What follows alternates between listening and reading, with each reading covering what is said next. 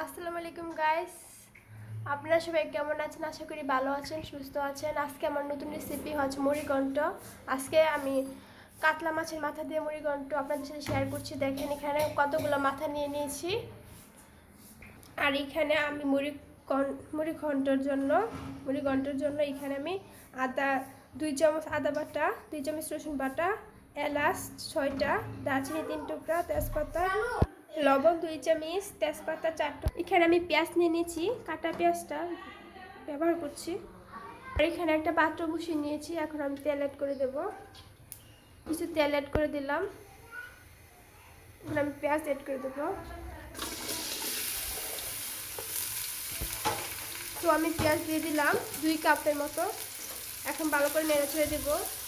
ভাজা ভাজা পেঁয়াজ হালকা একটু বাদামি হয়ে গেছে। এখন এ পর্যায়ে অ্যাড করে দিতে হবে বাকি মশলাগুলো।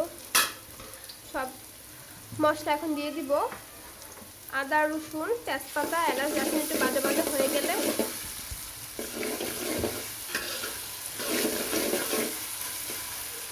এর পর্যায়ে দিয়ে দিতে হবে হলুদ ফুল 1 চামচ, 1 চামচ মরিচ, 1 চামচ জিরার গুঁড়া,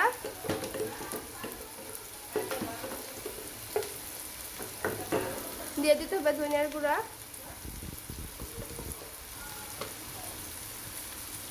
এখন সবগুলো উপকরণ ভালো করে নেড়েচেড়ে দিতে হবে। ভালো করে নেড়েচেড়ে দেওয়া হয়ে গেছে। এখন সামান্য একটু পানি অ্যাড করে দিতে হবে। এখন অল্প অল্প করে কিছু পানি অ্যাড করে দিতে হবে। পানি অ্যাড করে দিলাম। এখন ঢেকে দেব। কিছুক্ষণ পরে চলে আসলাম। মশলাটা ভাজা ভাজা হয়ে গেছে। এখন মাছগুলো অ্যাড করে দিতে হবে। তো দেখেন মাশাআল্লাহ ফাইনালি হয়ে গিয়েছে আমার আজকের রেসিপিটা, যেটা শেয়ার করলাম। দেখেন এখন আমি পরিবেশন করব। এখন একটু ভালো করে নাড়াচাড়া দিচ্ছি। আপনারা ধনেপাতা যদি ইচ্ছা করে দিতেও পারেন বা স্কিপও করতে পারেন, তাতে কোনো অসুবিধা নাই। দেখেন মাশাআল্লাহ অনেক সুন্দর হয়েছে। এখন আমি কিছু ধনেপাতা অ্যাড করে দেবো। আর আমি ফ্রিজে ধনেপাতাটা আগে থেকে কেটে রাখি, কেটে বেশি করে রেখে দিই বক্সে।